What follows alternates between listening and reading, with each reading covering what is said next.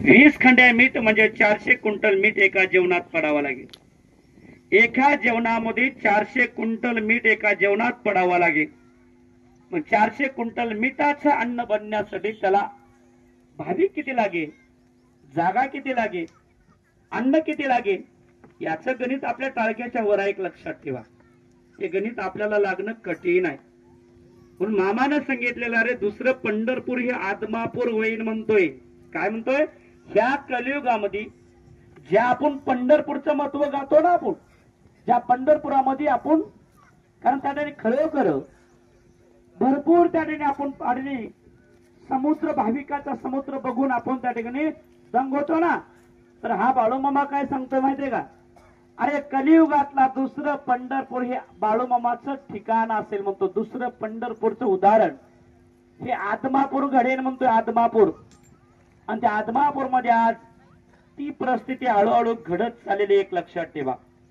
आजच्या आज आमुषे एका दिवसाला 100 क्विंटल तांदूळ लागतात. एक लक्षात ठेवा, एका दिवसाला आदमापूर मध्ये 100 क्विंटल तांदूळ लागतात. कारण दिवसभरामध्ये 100 क्विंटल तांदूळ लागतात. तर त्या 100 क्विंटल प्रसाद लोकांना पोहोचिती करतात आणि लोकांपर्यंत तो प्रसाद पोहोचतो. तरी तो त्या खरोखर भाविक ह्या मुशाला 100 लागलं तर वाढतच जाणार, 50 किलोनं 1 क्विंटलानं वाढतच जाणार, पण कमी होणार नाही. एक लक्षात ठेवा, हे मामाचं कार्य आहे, हे मामाची सेवा आहे, की आपणच बाळूमामाची भक्ती करतोय असं नाही. अरे बाबा ते आदमापूर आहे आणि त्या आदमापूर मध्ये बाळूमामानं समान घेतली, पण बाळूमामाचा जीव आत्मा त्या बकरीमध्ये. एक लक्षात ठेवा, मामानं सांगितलेलं ज्या ठिकाणी माझी बकरी आहे, माझी शेळी मेंढी आहे, तिथं माझा जीव आत्मा आहे म्हणतोय. तिथं मामाचं शरीर आहे आणि इथं मामाचा जीव आत्मा. एक लक्षात ठेवा, आणि त्या जीव आत्म्याच्या माध्यमातून मामा आपल्या भक्तांचा उद्धार करण्याचं काम मामा करतो. कारण जसं जसं मामाच्या पालखी सोहळे या जगात वाढत जातील तसं तसं माऊल वाढतच चाललेला आहे, पण कमी व्हायला नाही. एक लक्षात ठेवा, मामाचा जन्म 3 ऑक्टोबर 1892 फक्त 3 ऑक्टोबर 1892 ला मामाने ह्या पृथ्वी तलावर आपला जन्म घेतला. समाधी 4 सप्टेंबर 1966 ला मामानं शेवटची पृथ्वीची संगत आणि या पृथ्वीवर प्रत्येक चालत्या बोलत्या माणसाची संगत सोडून मामा हा यात्रेमध्ये बसला आणि आता बसून यात्रा भरवायला सुरुवात केली. आता ती यात्रा भरवायला सुरुवात केली तर जगामध्ये डंका वाजवायला सुरुवात केला. एक लक्षात ठेवा, मग जग जनार्दन त्या मामाच्या पाठपुरावा करत राहायला लागलेला. तुम्ही आम्ही बाळूमामाचे जेवढा पाठपुरावा करतान, जेवढी बाळूमामाची तुम्ही आराधना करतान, जेवढी मामाची सेवा करतान, मामाच्या शेळ्या मेंढ्याची जेवढी सेवा करतान, तेवढा आपल्याला काही ना काही प्राप्त झाल्याशिवाय राहणार नाही. कारण मामानं सांगितलेलं आहे, मामा काय सांगतोय?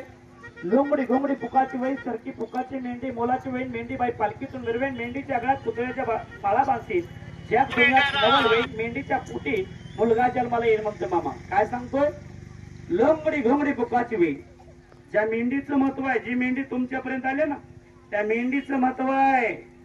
ही मेंढी उगच नाही, ही आपल्या घरी बी गायी येतात, म्हशी येतात, शेळ्या येतात, कुत्रे आहेत, गाढवा आहेत, घोडे आहेत, आपल्या घरी आहेत. पण आपल्या घरचे जे मुख्य प्राणी आहेत ना, ते आपल्या स्वार्थासाठी आपण सांभाळतो, आपल्या प्रपंचासाठी सांभाळतो.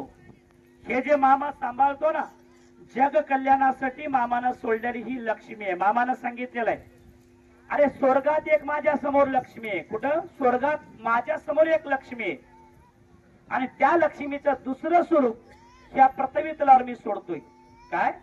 ह्या पृथ्वी तलावर दुसरं स्वरूप, त्या लक्ष्मीचं दुसरं स्वरूप ह्या पृथ्वी तलावर मी सोडतोय. ज्या ज्या ठिकाणी माझ्या लक्ष्मीचं जिथं जिथं पाऊल पडेल ती ती भूमाता पवित्र होईल. त्या त्या ठिकाणी धनधान्य भरपूर पैकी आणि त्या त्या आणि खरोखर ज्या ज्या सद्भक्तानं माझ्या शेळ्या मेंढीची सेवा केली त्याचा उद्धार होईल म्हणतोय मामा. तर त्या ठिकाणी खरोखर मामा दुसरी लक्ष्मी कोणती म्हणतोय? ती म्हणजे माझी मेंढी म्हणतोय मामा. माझी मेंढी ह्या जगामध्ये, कारण ज्या ज्या ठिकाणी माझी लक्ष्मी जाईल त्या त्या ठिकाणी भूमाता कारण त्या ठिकाणी पवित्र होईल. ज्या गावात मामा काय सांगतोय? शब्दावर लक्ष द्या. मामाचा शब्द काय? ज्या गावात मी जाईन, ज्या गावात मी जाईन ना त्या गावातली विडा पिडा बाहेर काढेन म्हणतोय, विडा पिडा बाहेर काढेन. ज्या गावात मी जाईल त्या गावात रिद्धी सिद्धी नांदून दाखवेन म्हणतोय. रिद्धी आणि सिद्धी नांदून दाखवेन म्हणतोय माझ्या दरबारामध्ये. रिद्धी सिद्धीला सुद्धा माझ्या समोर कमरेवर हात ठेवून माझं काम सांगा मामा, काम सांगा हे मला विचारायला लागतं म्हणतोय. रिद्धी सिद्धी सुद्धा माझ्या समोर कमरेवर हात ठेवून बसलेली आणि उभा टाकून अखंडच आहे माझ्या समोर म्हणतोय. तो म्हणजे मी म्हणतोय एक लक्षात ठेवा. त्या मामाची सेवा करतोय, त्या मामाची भक्ती करतोय, आपलं भाग्य समजा. मामा काय सांगतोय, लोंगडी घोंगडी कुकाची बाई, लोंगडी घोंगडी कुकाची बाई सारखी पुकाची मेंढी मोलाची बाई, मेंढीबाई पालखीतून मिरवेल. मेंढीच्या गळ्यात पुतळ्याच्या माळा बांधतील. जग दुनियात नवल बहीण मेंढीच्या पोटी मुलगा जन्माला येईल. त्या मेंढीच्या पोटी मुलगा जन्माला येईल म्हणतोय. मेंढी म्हणजे कोणाची बी नाही म्हणतोय मामा. बाळू मामाच्या मेंढीच्या पोटी मुलगा जन्माला येईल. कोणी बी उठला त्याने प्रत्येकापाशी आता मेंढ्या पाळतोय म्हणून त्याच्या मेंढीला नाही म्हणतोय मामा. माझ्या मेंढीच्या पोटी मुलगा जन्माला येईल म्हणतोय. माझ्या पोटी, माझ्या मेंढीच्या पोटी मुलगा जन्माला येईल. जग दुनियात नवल वळेल, जग दुनियात ते बघायला येईल म्हणतोय. तो म्हणजे मी म्हणतोय मामा. हे बाळू मामा म्हणजे सोपा नाही, फार अवघड देव आहे. कारण मेंढीच्या पोटी मुलगा जन्माला येण्याची ताकद ठेवणारा तो म्हणजे मामा.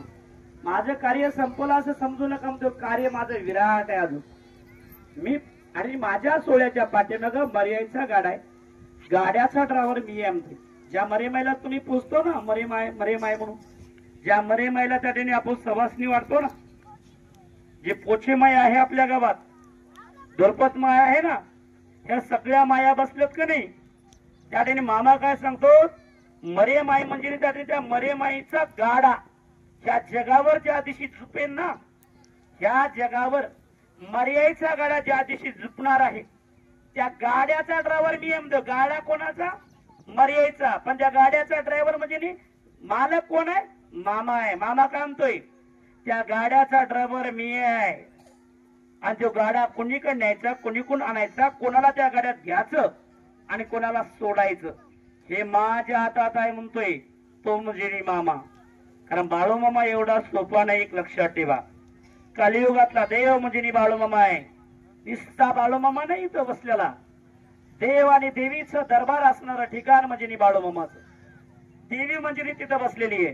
देवी म्हणजे ती मामाची लक्ष्मी आहे, मेंढी आहे, ती देवी आहे. आणि देव म्हणजे इथं बसलेला, एक लक्षात ठेवा. देव आणि देवीचं स्वरूप घेऊन निघालेला आणि त्या देव आणि देवीच्या स्वरूपाच्या माध्यमातून या जग कल्याणाचं कार्य आज मामा करायला लागलेला आहे. म्हणून त्याच्यासाठी आपण बाळूमामाची भक्ती करतोय. हे आपल्या डोक्यातलं बाजूला काढा की बाळूमामा काय करत नाही. अरे काय करण्याची क्षमता नाही हे मामाला फक्त विचार. अरे पंचमहाभूत सुद्धा डगडग हलवण्याची ताकद ठेवतोय तो म्हणजे मामा. एवढंच नाही, कारण वल्ल्या झाडाला मामाच्या मुखातून निघाला झाडाला आग लागली पाहिजे, क्षणोक्षणी लागलीच पाहिजे, ही ताकद मामाच आहे. म्हणून त्याच्यासाठी आज आपण बाळूमामाची सेवा करतोय. मी श्रीमंत आहे काय, एखादी म्हणतोय मी लय श्रीमंत आहे. बाळूमामाच्या दरबारात येत असताना हे अहंकार बाजूला ठेवला पाहिजे. मामा काय सांगतोय, माझ्याकडे येत असताना जो कोणी माझ्याकडे येतोय अहंकाराचा वारा वाटेत सोडून यायचा प्रयत्न करा. म्हणजे वाटेत सोडून यायचा प्रयत्न करा तरच माझ्याकडे. दुसरी गोष्ट मामा काय सांगतोय, मी मोठा तू मोठा म्हणू नको. माझ्या दरबारात येऊन मी लय मोठा आहे, मी लय मोठा आहे. तुला लहान करायला मला वेळ लागत नाही. लहानाचा मोठा करतो मी आणि मोठ्याचा लहान करून बसितोय. हे बाळू मामा आहे म्हणून सांगितलेलं आहे.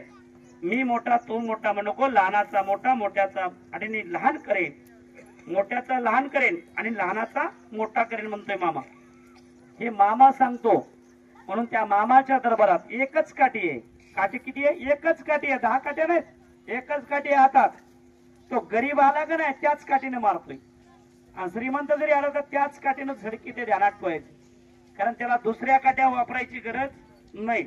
म्हणून त्याच्यासाठी तो कुठल्या जातीचा आहे, कुठल्या धर्माचा आहे त्याच्याशी काही घेणं देणं नाही त्या देवाला. ज्याच्या हृदयात भक्ती आहे तो माझा भक्त म्हणतोय. ज्याच्या हृदयात माझी भक्ती नाही तो माझा भक्त नाही, मला गरज नाही त्याची म्हणतोय. ज्याला माझी गरज आहे त्याला तो माझ्यासाठी आहे आणि त्याची मला गरज आहे. पण ज्याच्या हृदयात भक्ती नाही, भाव नाही, विश्वास नाही, त्याची मला गरज सुद्धा नाही म्हणतो. अरे बाळूमामा हाय म्हणलं ना तर तुझ्या पायाच्या टाचाकडे, नाही म्हणलास ना तर नाही म्हणतोय, अजिबात तुला नाहीच म्हणतोय.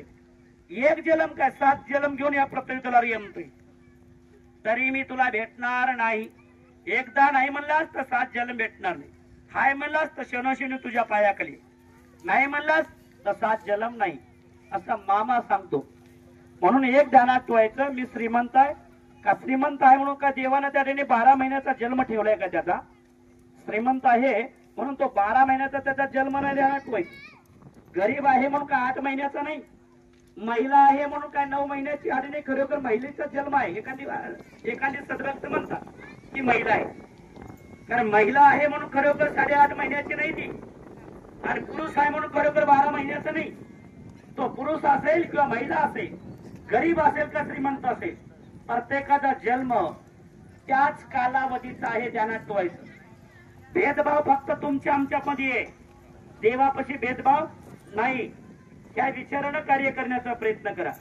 हा बाळूमामाची सेवा आणि भक्ती करत असताना आपल्याला मामाकडून काहीतरी प्राप्त करून घ्यायचे, ही भावना ठेवून आणि सेवा करण्याचा. सेवेला मोल आहे, इथं पैशाला मोल नाही, तुमच्या सेवेला मोल आहे. मामा काय सांगतोय, करसीन सेवा तर खासीन मेवा. सेवा केला तर मेवा भेटत. सेवा नाही म्हणतोय, नाही ना सेवा तर मी सोडणार नाही म्हणतो. मामा काय म्हणतो बघा, करसीन सेवा तर खासीन मेवा, नाही तर थोपड कशी म्हणतोय, कारण थोबड द्यायला सुद्धा मी कमी पडणार नाही म्हणतोय. तो म्हणजे देव म्हणजे मी म्हणतोय, एक लक्षात ठेवा. कारण दया करणारा जेवढे तुम्ही चांगल्या माध्यमातून आला तेवढे तुमच्यावर दया करतो. जेवढं ज्या माध्यमातून येतात त्या माध्यमातून तुम्हाला शासन करण्याची ताकद माझ्यात आहे म्हणतोय. म्हणून त्याच्यासाठी आज मला सांगा, आपण एवढ्या पेरण्या केल्या पण आज कोणाकडे बघावं लागायला लागले? कोणाच्या नावानं आंदोलन? आता आंदोलन करायला पाहिजे, पाणी पडणार झाले करायला पाहिजे ना, पण आता त्या शासनाच्या नावाने आंदोलन करून काही फायदा नाही. आता कोणाच्या नावानं बोंबलावं लागेल आपल्याला? देवाच्याच ना, कारण देवाशिवाय पर्याय आहे का? हे डोक्यात आपल्या आलं पाहिजे. अरे देव आहे तर आपण आहोत, देव नाही ना आपण काहीच नाव. कवडी इतकी सुद्धा किंमत नाही, कवडी इतकं सुद्धा आपलं महत्व नाही.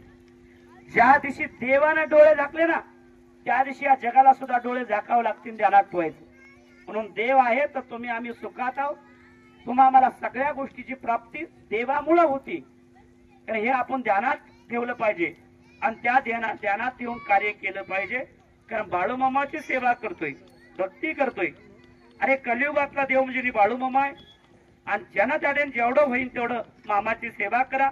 हा भले मामाच्या बकऱ्यांच्या माध्यमातून सेवा करा, भांडे स्वच्छ करण्याच्या माध्यमातून त्याने सेवा करा, अन्नदान वाढण्याच्या माध्यमातून सेवा करा, महाप्रसाद आणि देण्याच्या माध्यमातून करा, त्यातल्या त्यात महा अन्नदान करण्याच्या माध्यमातून त्या ठिकाणी सेवा करा. कोण्याही माध्यमातून कर म्हण. मामा काय म्हणतो, कोण्याही माध्यमातून कर. तुझ्या गळ्यात माळा असू दे का नसू दे, मला काही घेणं देणं नाही म्हणतोय मामा. काय तुझ्या गळ्यात माळा असू दे का नका राहू दे, मला काही घेणं देणं नाही. तू कसाही राहा पण माझी सेवा आणि भक्ती कर, तरच मी तुला काहीतरी देईन. पण फक्त मामाला 3 गोष्टीचा राग आहे. ते 3 गोष्टी कोणत्या? दारू.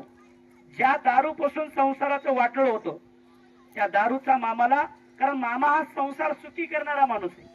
कारण सुख आणि सुख समाधानी देणारा देव म्हणजे बाळूमामा आहे. आणि जर तुमचा संसार त्या दारूपासून जर वाटलं होत असेल तर मामा तुम्हाला दारूच्या माध्यमातून स्वीकारेन का? तुमची भक्ती स्वीकारणार नाही. कारण मामाला 3 गोष्टी फार तीव्र राग आहे, दारू, मटण आणि शिवाशिवी. त्या 3 गोष्टी बाजूला ठेवा म्हणते आणि माझ्या संगतीमध्ये या, तरच मी तुमचं काहीतरी भलं करेन म्हणतोय. फुकट भलं कोणाचंच करत नाही म्हणतोय मी. ज्यानं माझ्यासाठी केलं त्याच्यासाठी मी करतोय, आणि ज्यानं माझ्यासाठी करू शकत नाही मी त्याच्यासाठी काहीच करू शकत नाही म्हणतोय. एक ध्यानात ठेवा, महिला मंडळ, पुरुष मंडळ, पुरुष आधी इथून पुढे शेतकरी वर्ग ध्यानात घ्या. मामा काय सांगतोय?